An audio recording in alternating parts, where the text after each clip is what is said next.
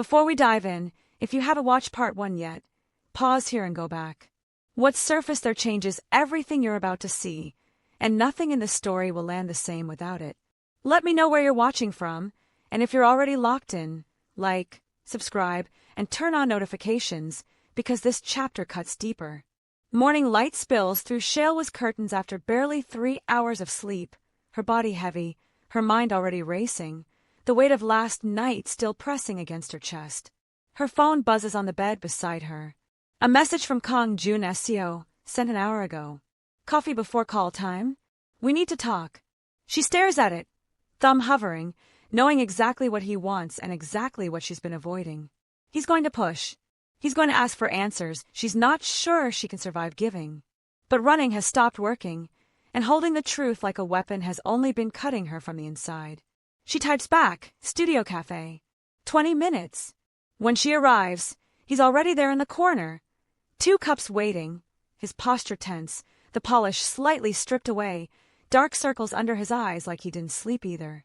He stands when he sees her, that reflexive courtesy she's come to notice, and she sits across from him, accepting the coffee without drinking it. You look exhausted, he says. So do you. Silence stretches between them, dense and alive, both of them holding their cups like anchors, neither taking a sip. She can feel the night pressing back into the room, the things said and unsaid refusing to stay behind them. He exhales slowly. I couldn't sleep, he admits. After my mother died, nights got empty. My father buried himself in work. Money was always there. Comfort wasn't. He glances at her. Being around you, it's the first time in a long time I felt grounded. Her jaw tightens. And that's the problem. He frowns. Why? Because you don't know who I am, she says quietly. Not really. And when you do, everything changes. Then tell me, he replies without hesitation. Let it change. He watches her carefully before adding, whatever you're afraid to tell me, he says carefully. Whatever happened before we met, it doesn't change how I see you now. She lets out a breath that sounds almost like a laugh. You don't know that. I do, he says. Because people grow. Because time changes who we are. Look at me, for example. I'm not the same man I used to be. Her fingers tighten around the cup. What if the man you used to be is the reason I had to become who I am now? His body stills completely, like something inside him clicked into place. What are you saying? This is it. The edge of a truth. The moment she's been out running since she came back. And just as the words rise in her throat, the cafe door opens and the assistant director calls his name, urgency sharp in his voice, saying there's an issue on set. Kang Joon-seo doesn't move. His eyes stay locked on hers. The investors are here early. He closes his eyes briefly, frustration clear on his face, then stands. Tonight, after wrap, we're finishing this conversation. Shalewa nods, and he leaves, and she sits alone with her untouched coffee, her heart still racing, the words she almost said still burning in her throat. The day is chaos, the kind that happens when people with money show up unannounced and everyone has to perform competence under pressure. The investors want to see scenes, want updates, want assurance that their funding is being used well, and Kang Joon-seo is pulled in 10 directions at once, barely able to focus on the actual shooting. Shalewa watches him handle it with a grace she didn't expect, firm but diplomatic, never losing his composure even when the lead investor makes condescending comments about artistic vision versus commercial viability. During a break, one of the investors approaches her, an older man with the kind of smile that doesn't reach his eyes. You're the lead actress? The one everyone's talking about? Yes. Interesting choice. Not the usual type for this kind of role. She knows what he means by type, can hear the implicit question about her race, her foreignness, her right to be here, and she's about to respond when Kang Joon-seo appears beside her. She's not an option, she's the answer, he says, his voice cold in a way she's never heard before.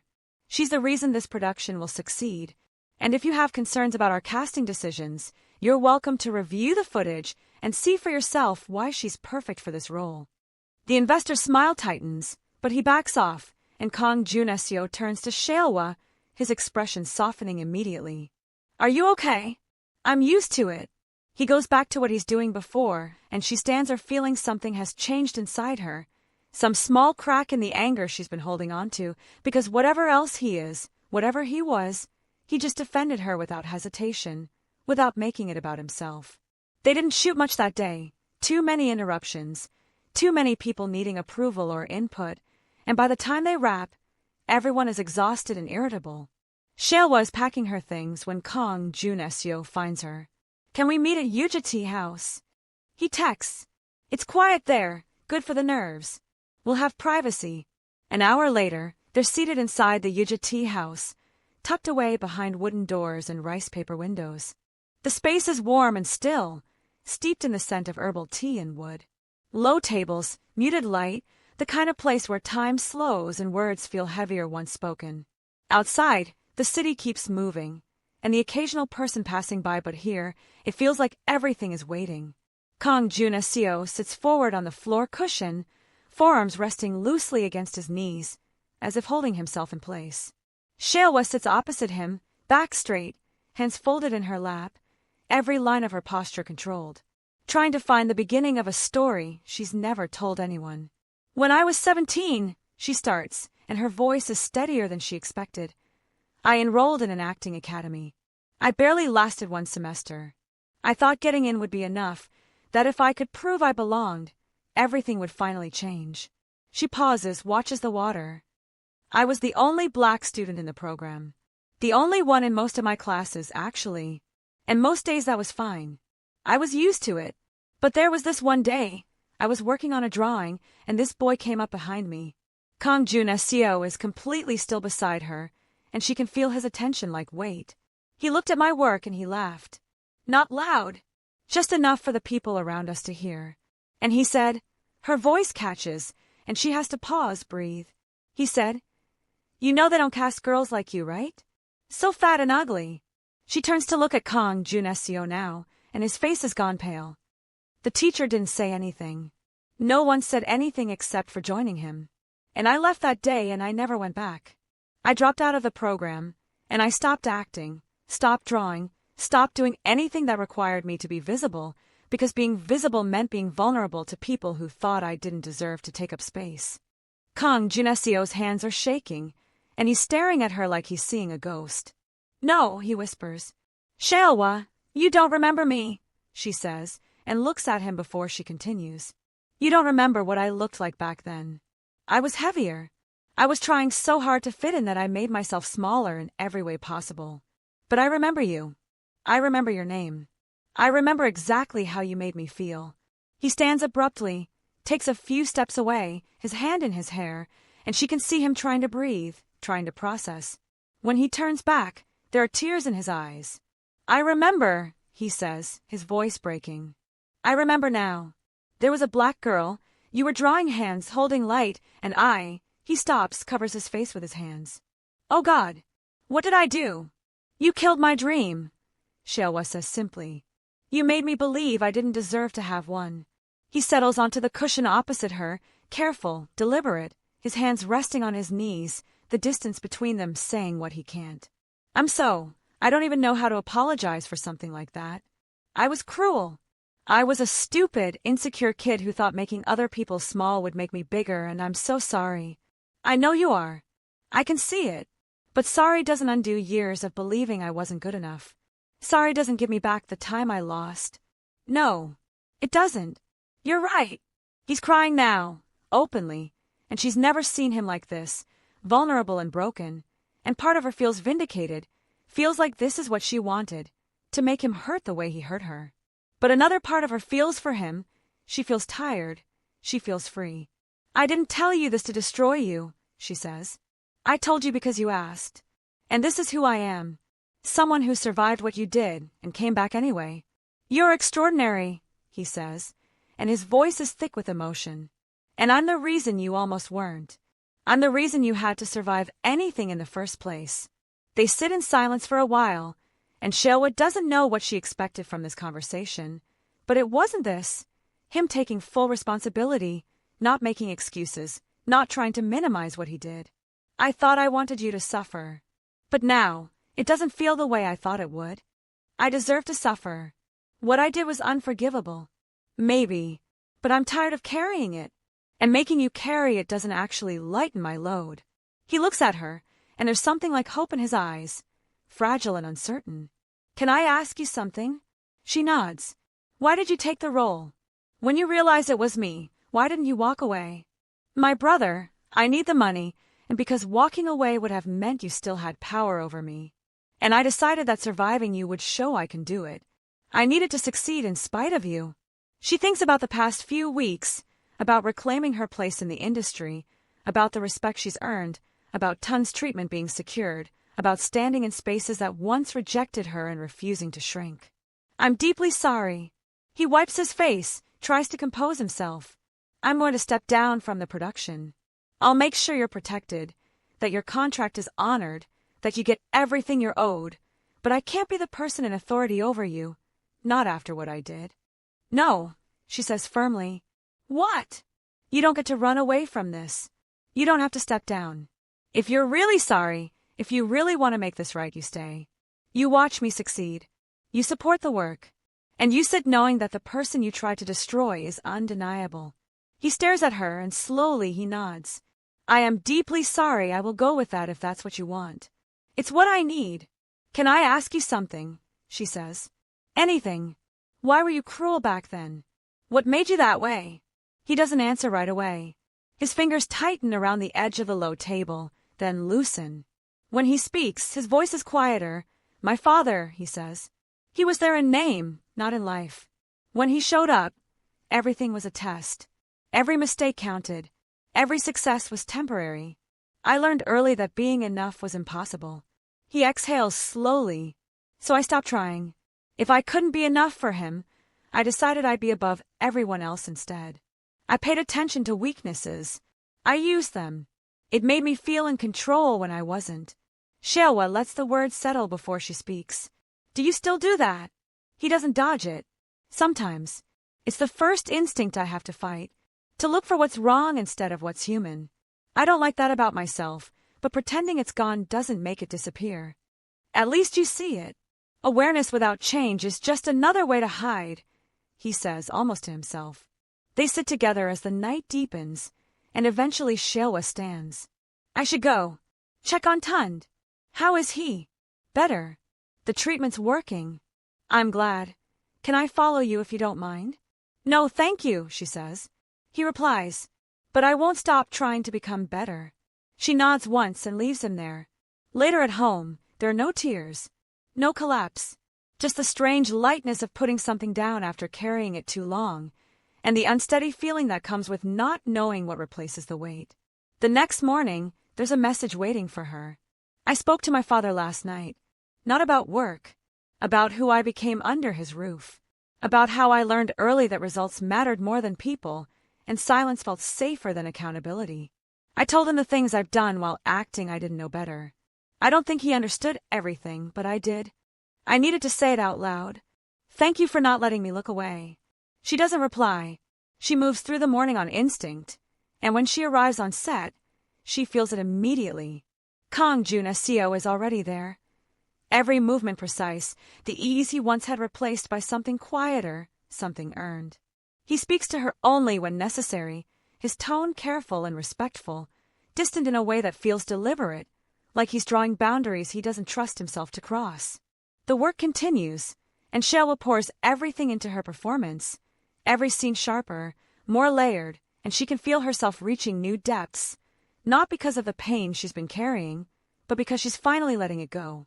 One afternoon, between takes, she overhears Kang Joon-seo talking to his father on the phone, his voice low but intense. No, I'm not coming to the party. Because I don't deserve to be celebrated right now. I don't care if it looks bad. Some things are more important than appearances. You don't understand, and I'm not explaining it again. I'm staying with this production until it's finished, and then we'll talk. He hangs up, sees Shalewa watching, and gives her a tired smile. Family politics. You don't have to isolate yourself because of what happened, she says. I'm not. I'm just reprioritizing. That's not the same as making amends. Then tell me what it is. Because I don't know how to fix this. She considers him for a moment. You can't fix it, but you can be different going forward. You can make sure you never make anyone else feel the way you made me feel. I won't. I promise you that. Good. Then make sure you stay with person. Not for me. For the people who don't know how to protect themselves yet. He nods. Fair. As the production moves toward its final weeks, something between them settles into a careful peace. Not quite friendship, but something honest. One evening after a particularly grueling day of shooting, they're reviewing footage in the editing suite, discussing pacing and emotional beats, and the conversation is easy, professional, until Kang Joon-seo pauses the playback on a frame where Shalewa's character is smiling, genuinely joyful, and it's so different from the heaviness of most scenes that it stops him. The rest of the crew aren't present, just the two of them. He looks at her and he says quietly, I don't think I've ever seen you smile like that, he says. In real life, I mean.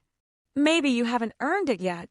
She says it with a little smile, and he accepts it with a nod. I'd like to. Earn it. Then keep being honest. Keep showing up. Keep doing the work. The work of being better. The work of being accountable. Better is just a word. Accountability is action. He writes something down in his notebook, and when she glances over, she sees he's written her words verbatim, like he's afraid of forgetting them. The gesture is so earnest, so lacking in performance, that something in her softens despite herself. She almost smiles at that, and he catches it, the small shift in her expression, and his whole face lights up like she's given him something precious. There, he says softly. That's the smile. Don't get used to it. I won't, but I'll remember it. They go back to work, but something has changed, the tension between them evolving into something less sharp, less defined by past hurt and more by present possibility. That weekend, Shalewa visits Tunde and finds him sitting up in bed, color in his cheeks, reading a book instead of sleeping, and the relief is so intense it almost brings her to her knees. You look good, she says, sitting beside him. I feel good. The doctors say if this continues, I might be able to go home in a few weeks. That's amazing. He studies her face. You look different too. Less like you're at war with yourself. Maybe I called a truce. Both maybe. That's progress, Nana. Real progress. It doesn't feel like victory, though. It just feels like being tired of fighting. Maybe that's what peace is. Not victory. Just exhaustion that finally becomes acceptance. She takes his hand, squeezes it. When did you get so wise? When you were too busy surviving to notice me growing up. She laughs, and it feels good. Feels like something she'd forgotten how to do properly. When she leaves the hospital that evening, Kang Joon-seo is waiting in the parking lot, leaning against his car, and when he sees her, he straightens. I wasn't stalking you, he says immediately. I called the front desk, asked if you were here, and they said yes, so I came. But if this is crossing a line, I'll leave. I wanted to see how Tunde is doing, and because I wanted to see you. She should tell him no, should maintain boundaries. But she's tired of boundaries, tired of armor, and Tunde's improvement has left her feeling generous with hope. There's a Teok house around the corner, she says. We can talk there. The air is thick with chili and sugar. They order soda, sit on low stools by the window watching the city move past them. How is he? Kang Joon-seo asks. Better. Much better. They think he can go home soon. That's incredible. I'm so glad. It's because of you. The emergency fund. I know I never properly thanked you for that. You don't need to thank me. That fund exists for exactly this reason. Still, it saved his life, and mine in a different way. They sit in comfortable silence for a while, and then Kang Joon-seo says, My father and I had a conversation. She looks up. How did he react? He was ashamed of himself. He realized that his absence created that cruelty in me, that I learned to hurt people because I was hurting and didn't know what else to do with it. We're starting therapy together. Family therapy. It's uncomfortable and messy and necessary. That's brave. It's just finally doing what I should have done years ago. Shalewa looks at him, really looks at him, and she sees someone genuinely trying to be different, actually doing the painful work of it, and she realizes with some surprise that she doesn't hate him anymore. The anger that's defined her relationship to him has transformed into something more complex, something that holds space for hurt and healing, for accountability and grace. I forgive you, she says, and the words surprise her as much as they surprise him. What? I forgive you. Not because you've earned it, not because enough time has passed, but because I'm choosing to. Because carrying it is heavier than letting it go. His eyes fill with tears, and he doesn't try to hide them. I don't deserve that. Probably not. But I'm not doing it for you. I'm doing it for me. Thank you. I'll spend the rest of my life trying to be worthy of it. Don't. Just be better. That's enough. They finish their drinks, and when they leave the Teok house, he says, the thing between us, the attraction, is that real, or is it just complicated feelings about the past? She considers the question carefully, considers how she feels when she sees him now, when he walks into a room or says her name, and she realizes the attraction is real, has been real since before she told him the truth, maybe even because of how he's handled the truth. It's real, she says. Can we figure it out together? Slowly, at whatever pace you need. Maybe, but you need to understand something. If we do this, if we try to be something more than what we are now, it can't be about redemption for you. It can't be about me absolving you through love. I know, and that's not what I want. I want you because you're extraordinary, because you challenge me, because when I'm around you, I want to be better not to earn your approval but because you make me believe I can be. She enters a taxi. Let's finish the production first. Let's get through that, and then we'll see. The final weeks of production are intense, everyone pushing toward the finish, and the work becomes almost meditative, each scene a small completion, each day bringing them closer to done. Shalewa's performance has become the thing that elevates the entire production, the editors cutting scenes around her reactions, the director restructuring the narrative to give her more presence, and when the studio executives see the rough cut, they're already talking about awards, about distribution, about this being the project that changes everything. During the final week, they shoot the last scene of the series, an epilogue where her character has won her case, vindicated but exhausted, standing alone in an empty courtroom. The director calls action, and Shalewa just stands there, letting the silence fill the space, letting them see someone who fought and won. Kang Joon-seo is watching from behind the monitors, and when the director calls cut, he stands, walks onto the set, and without saying anything, he starts clapping. Slowly, the entire crew joins him, applause filling the courtroom set, and Shalewa stands there, overwhelmed, because this is the moment she's been working toward. Not just professional success, but being seen, being celebrated, being undeniable in the space that once rejected her. When the applause finally dies down, she finds Kang Joon-seo, and he's smiling at her with something that looks like pride, like joy, like love he's not yet allowed to speak. You did it, he says. We did it, she corrects. No, you did this. We just supported it. The wrap party is held at an upscale restaurant in Gangnam, the kind of place with private rooms and servers who pour wine like it's ceremony, and everyone is celebrating, tension finally released after months of intense work. Shalewa sits with the cast, accepting congratulations and toasts, and she feels lighter than she has in years, like she's finally inhabiting her life instead of just surviving it. Kang Joon-seo gives a speech thanking everyone, his words genuine and specific, mentioning crew members by name, acknowledging their contributions, and when he gets to Shalewa, he pauses.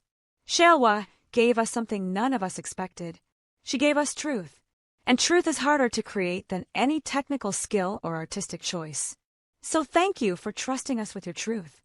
Everyone raises their glasses, and Shalewa meets his eyes across the room, and she nods, accepting the acknowledgement, and something passes between them that feels like closure and beginning at the same time. Later in the evening, when people have broken into smaller groups, Kang Joon-seo finds her on the restaurant's terrace, looking out at the city. Hey, he says softly. Hey, how are you feeling? Accomplished. Relieved. Exhausting but great. He moves closer, stands beside her at the railing. I meant what I said in there. And I meant what I said in the hospital. About wanting to figure this out with you. She turns to face him fully, and smiles, then he reaches for her hand, hesitant, and she lets him take it, feels the warmth of his palm against hers, and it's strange how something so simple can feel so significant. Can I take you to dinner? He asks. Like a proper date, not a work thing. When? Tomorrow night, if you're free. I'm visiting Tunde tomorrow. He will soon be discharged. Can I come with you? Meet him properly. She studies his face, looking for performance, for calculation, but finds only genuine desire to be part of her life. Okay, but you should know he's protective, and he'll interrogate you. Good. He should. They stand together on the terrace, holding hands, watching the city, and Shalewa thinks about the girl she was at 17, the one who believed a single moment of cruelty meant she didn't deserve to dream, and she wishes she could tell that girl that one day she'd be standing here, successful and seen, and choosing to love someone who once hurt her. The next day, they visit Tunde together, and when they walk into the hospital room, Tunde takes one look at them and grins. So this is him, the billionaire producer. Tunde, Shalewa says, warning in her voice. What? I'm just stating facts. Kang Joon-seo extends his hand. It's good to meet you. Shalewa talks about you constantly. Good things, I hope. Only good things. They sit and talk, and Tunde doesn't go easy on him, asking direct questions about his intentions, about what he's done to make amends, about whether he understands what Shalewa risked by trusting him. Kang Joon-seo answers everything honestly, doesn't deflect or minimize, and by the end of the visit, Tunde is nodding approvingly. Okay, Tunde says as they're leaving. You'll do. But if you hurt her again, I'll find a way to end you. That's fair, Kang Joon-seo says seriously. I'd expect nothing less. Outside the hospital, Shalewa laughs, really laughs, and it feels good. Feels like freedom. He liked you. You think. He threatened you. That means he's taking you seriously. I'll take that as a win. They go to dinner at a Korean-Nigerian restaurant Shalewa loves. They talk about everything except work, except the past, just existing in the present moment. Talk about therapy and learning from each other without the weight of history pressing down. Over the next few weeks, they fall into a rhythm, dinners, walks, quiet evenings where they don't have to perform or explain, just exist together. One morning, he tells her about his mother, how she died when he was 12 and was the only person who ever made him feel like being himself was enough, and how losing her taught him to become someone else just to matter. Shalewa tells him about her parents too, how they immigrated with hope bigger than the life they found, worked themselves to exhaustion for her and Tunde, and how an accident took them both at once, leaving them orphaned, with Tunde injured and his illness worsening after that. She admits she carries their sacrifices like stones in her pockets, heavy but grounding. These conversations feel sacred. When Tunde is finally discharged, Shalewa cries in the hospital. Overwhelmed with relief, she didn't let herself feel until it was real. Kang Joon-seo holds her, doesn't say anything, just lets her cry, and when she pulls back, embarrassed, he wipes her face gently. You held it together for so long, he says. You're allowed to fall apart now. They take Tunde home, help him settle into the apartment Shalewa has been living in alone for months, and it feels full again, feels like family. And when Kang Joon-seo leaves that evening, Tunde waits exactly 30 seconds before turning to her. You love him. You're just scared to call it that. Maybe. But being scared doesn't mean I'm wrong. No. But it means you're human. And that's progress, Nana. You've been trying so hard to be invincible that you forgot being vulnerable is actually the brave thing. She sits beside him on the couch, leans her head on his shoulder. When did you get so wise? I had a lot of time in that hospital bed to think about life, and about how you've been sacrificing yours for mine. I don't want you to do that anymore. I want you to be happy. And he makes you happy. He does. But it's complicated. Everything worth having is complicated. The drama premieres 3 months later, a massive launch event with press and industry people and fans who have been following production updates online. Shalewa walks the carpet in a dress that makes her feel powerful, and cameras flash, journalists shout questions, and she answers them with confidence, with ease, with the certainty of someone who knows they've created something exceptional. Kang Joon-seo walks the carpet separately, maintaining professional distance, but when their eyes meet across the crowd, the connection is visible, undeniable, and the press notices, starts asking questions about their relationship. We worked together closely on this project, Kang Joon-seo tells a reporter, and I have immense respect for her as an actress and as a person. And personally, the reporter pushes, personally, I'm grateful she gave me the chance to know her. It's not a confession, not exactly, but it's honest enough that it satisfies the press without giving them everything. The screening is held in a theater that seats 2,000, And Shalewa sits in the audience watching herself on screen, watching the performance she poured everything into, and it's strange seeing it complete, seeing how the editors shaped it, how the music underscores moments she didn't even realize were significant.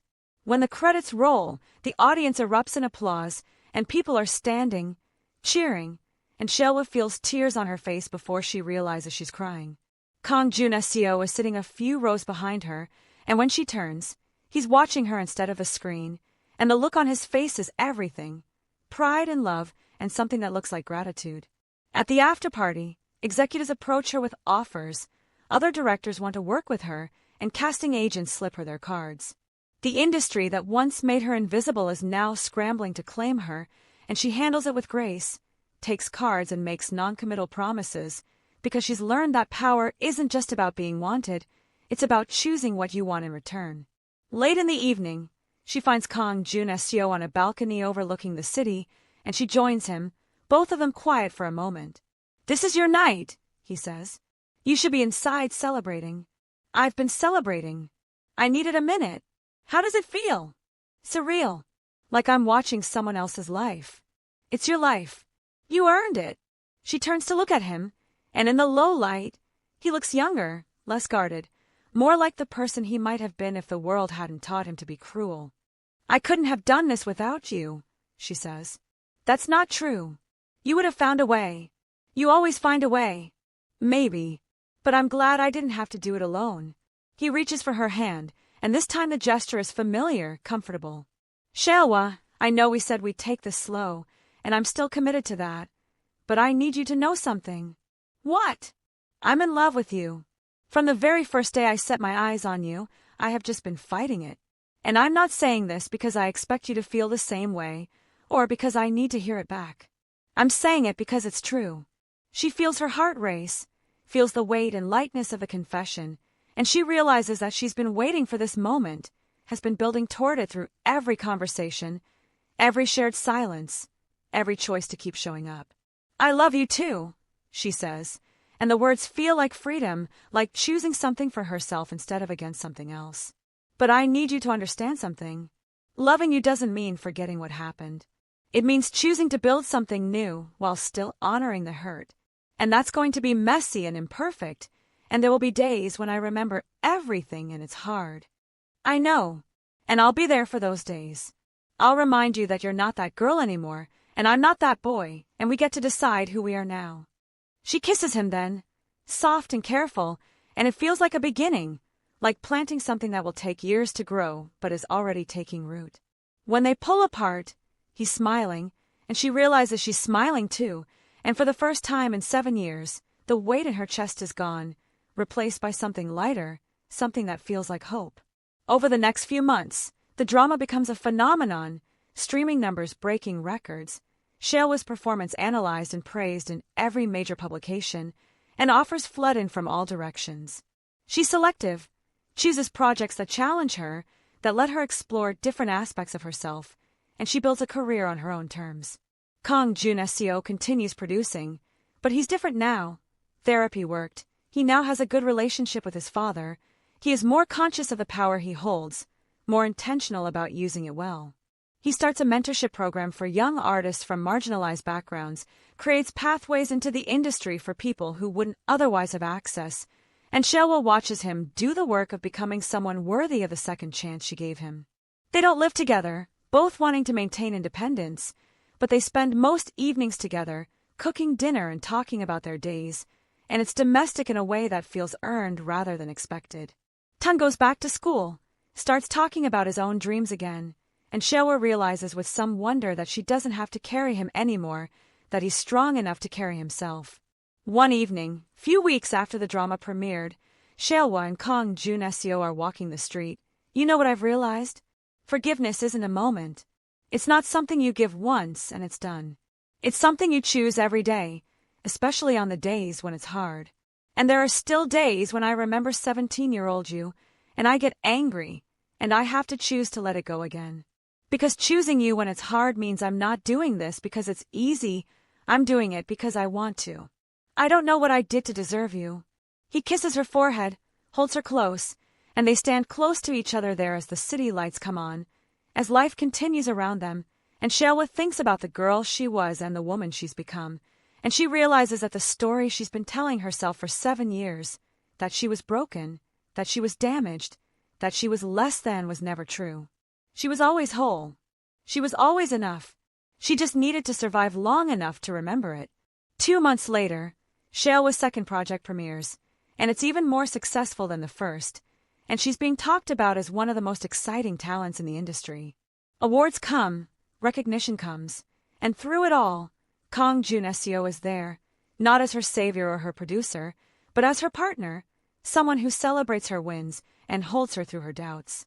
They're at an awards ceremony when Shalewa wins for Best Actress, and her acceptance speech is brief, heartfelt. "I almost gave up on this dream once," she says, standing at the podium in front of thousands of people. "Someone made me believe I didn't deserve it. But dreams don't actually die. They just wait. They wait for you to be ready to fight for them again. So if you're someone who's been told you don't belong, that you're not good enough, that you should give up, don't believe it. Your dream is waiting. And you're stronger than anything anyone has said about you." The applause is thunderous, still echoing through the hall when she steps off stage, her hands shaking with adrenaline and relief. And in the wing, Kang Joon-seo is waiting with his father beside him and Tunde, smiling so wide it almost breaks her. The look on Joon-seo's face says everything at once: pride, awe, gratitude, the quiet disbelief that she's here and that she stayed. His father bows slightly to her first, respectful, sincere, not as an executive but as a man acknowledging her place in his son's life, and Tunde squeezes her hand, whispering that she was incredible, that she always was. "I'm so proud of you," Joon-seo says, his voice unsteady. "Thank you for not giving up. On the dream. On yourself. On me." She exhales a soft laugh, emotion pressing behind her eyes. "Thank you for becoming someone worth not giving up on." He hesitates, then reaches into his pocket and places a cool, solid weight into her palm, a key. "Move in with me," he says quietly. "Not to rush you, just to choose us openly." He glances at Tunde, then back at her. "And your brother, he can come and go anytime. Now that he has gained admission into the university, when he needs space, when he needs family. That won't ever be a question." Tunde clears his throat, pretending not to be emotional. Joon-seo swallows, then adds, almost shy now, "I also had a Genesis G90 delivered this morning. It's registered in your name." He looks at her fully then and kneels, opening a velvet case to reveal a one-of-a-kind diamond ring, custom-cut and priceless, made just for her. "I know everything we've been through," he says quietly. "Trust isn't easy, but I want to be your partner. Officially. For a heartbeat." Habit and fear urge her to say no, but instead she smiles, small and real, and nods. "Yes," she says, as the ceremony continues behind them, and Shalewa realizes this isn't an ending built on revenge or survival, but on choice. It's quieter than that, stronger. The past is acknowledged, not erased, but it no longer decides her future.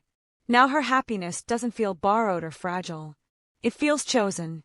Real life is choosing every day to be better than you were yesterday. Real life is loving someone who hurt you and trusting that people can change because you've watched them do the work. Real life is surviving and then deciding that surviving isn't enough, that you want to thrive. "What are you thinking about?" Kang Joon-seo asks, coming up behind her, wrapping his arms around her waist. "About how the story didn't end the way I thought it would. Is that good or bad?" "It's better. Because the ending I imagined was about revenge and vindication. But this one is about healing and choice. I regret the time I lost, the years I spent believing I wasn't enough. But I don't regret the journey, because it made me who I am. And I like who I am now. I love who you are now. And that still surprises me sometimes. But it's a good surprise. Can love survive the truth when the truth comes too late to undo the damage?" She doesn't know the answer for everyone. But for her, in this moment, with this person, the answer is yes. Yes, love can survive truth. Yes, people can change. Yes, dreams can come back to life. Yes, you can choose to be happy even when being angry would be easier. Yes, forgiveness is possible, even when it's not deserved. Yes, the person who broke you can become someone who helps you heal, not because they've earned it, but because you've chosen it. And yes, sometimes the most radical thing you can do is refuse to let the worst moment of your life define you, is refuse to give the people who hurt you permanent residence in your heart, is refuse to believe that being wounded means being broken.